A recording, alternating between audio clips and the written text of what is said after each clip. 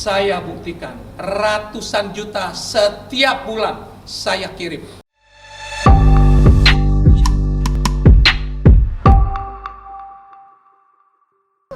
Pertama, kamu hak tinggalnya sekarang sudah tidak di rumah itu lagi. Itu satu. Iya. Ya, dia kehilangan hak tinggal rumah yang milik bersama. Yang kedua apa? Mobil gimana? Hah? Mobil yang dikasih ke kamu? Diapain? Yang jual Mobil? siapa? Yang jual siapa, Bu? Yang narik siapa? Siapa? Jadi mobil itu sebelumnya untuk kamu transportasi. Sekarang sudah diambil. Mobil saya dan mobil ibu saya. Mobil kamu dan mobil ibu kamu.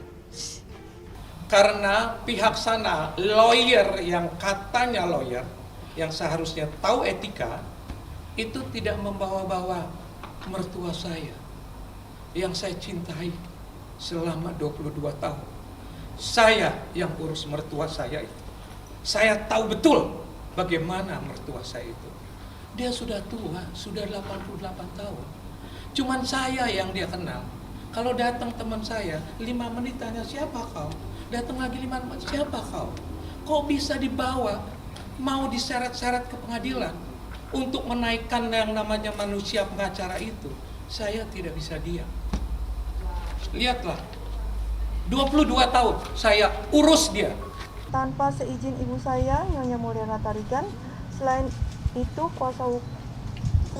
kuasa hukum terlapor yakni Morakarta telah mengakui penyerobotan di dalam konferensi pers yang di saat itu telah disiarkan pada berbagai akun channel YouTube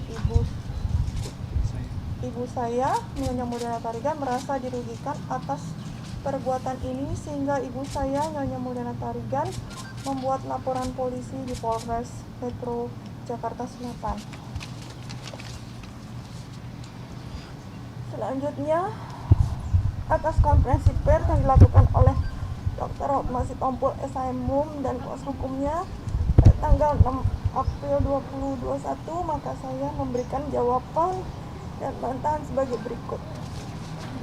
Terkait tuduhan memanfaatkan ibu saya, Nyonya Mulyana Tarigan alias Ribu, bahwa tanah yang diduga diserobot oleh Dr. Hotma Sitompul di Jalan Pangeran Antasari 79 adalah atas nama ibu saya, Nyonya Mulyana Tarigan, sehingga jelas secara formal berhak untuk melakukan upaya hukum adalah ibu saya, Nyonya Mulyana Tarigan. Seorang ibu mana yang tidak sedih dan marah melihat anaknya diusir dan kemudian di atas tanahnya dibangun tembok pembatas. Sungguh menyedihkan dan memicu amarah ibu saya. Tadi pun ibu saya mau kesini, dia bilang saya pusing. Saya mengambil tanahnya. Buktikanlah dulu dengan BPN. Pergi ke BPN, lihat, ukur dulu. Ya. Secara hukum, kalau dia laporkan saya, mertua saya yang sudah uzur itu, masa saya mesti lapor balik? Supaya kalian tahu ya, ini tanah bersebelahan. Satu, saya ada kolam renang di tanah saya. Sekarang dia bilang saya membangun tembok di tanah dia. Buktikanlah. Satu. Kedua, kalau saya ambil tanahnya 1 meter kepanjang, ada tanah saya di tanah Ribu itu 4 meter ke sana. Masa saya mau lapor balik? Pada waktu itu semua diberikan. Dia berikan ke saya berikan ke dia. Dipergunakan hal ini. Seorang tua renta 88 tahun digunakan oleh manusia itu. Saya tidak akan berhenti. Saya akan laporkan dia kemana saja. Terus saya sampaikan yakni kedua orang tua saya dan keluarga saya adalah berasal dari keluarga yang cukup diberkati oleh Tuhan, sehingga keluarga saya meninggalkan warisan kepada saya yang sangat disyukuri, lebih dari cukup. Selain itu, saya juga memiliki usaha-usaha yang dijalankan secara mandiri. Bahwa atas rezeki yang cukup tersebut, saya membayarkan uang muka down payment atas apartemen yang berada di Australia dan Singapura tersebut.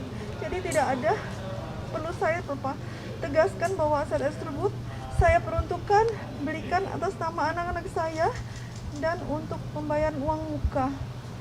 Untuk bersumber dari uang pribadi. Sedangkan untuk sisanya saya bersama anak saya meminjam kepada bank, yakni dahulu Bank PSI, sekarang FG dan Bank UOB, HSBC, di mana saat ini aset tersebut masih dibebankan hak tangguh mortgage atau dijaminkan di bank. Ya arahnya entah kemana kita nggak tahu, tapi kan memang mudah-mudahan kita himbau mudah-mudahan ada perdamaian, ya mudah-mudahan ada perdamaian, itu tetap kita prioritaskan karena biasanya kan masalah rumah tangga gini kan banyak aspek, ya masih cocok enggak, terus biasanya yang sangat sensitif masalah harta gitu loh, makanya kayak gua sebagian besar gua kasih sama istri. Apa yang harus saya bikin? Saya tulislah, tidak boleh masuk. Jangan fitnah, bilang tidak bisa masak di Mami Toko. Dia sudah punya toko besar di situ. Apalagi nafkah.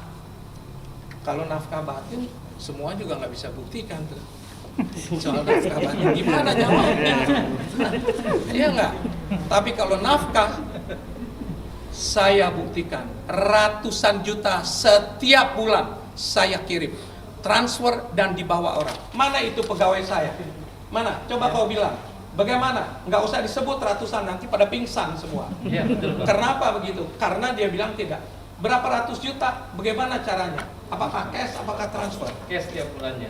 Nah, ada transfer juga yang kita kirim. Ada setiap setengah bulan. Bisa kita buktikan. Drama, susahlah saya. Nanti saya dibilang, bagaimana tidak memberi nafkah batin? Gimana ngebuktiinnya? Mengenai apartemen di Singapura sama Australia, saya mau pertegas, Hotma itu tidak mengatakan tegas dia yang beli, iya kan? Tapi kelihatannya, biar kelihatan ya, seolah-olah dia dapat apartemen, padahal bukan dia yang beli. Walaupun dia tidak tegas mengatakan bahwa aku yang beli, memang bukan dia yang beli, tapi dia tidak mengatakan dia yang beli. Tapi ngapain itu ditonjolkan? Biar kelihatan seolah-olah dia sudah dapat harta.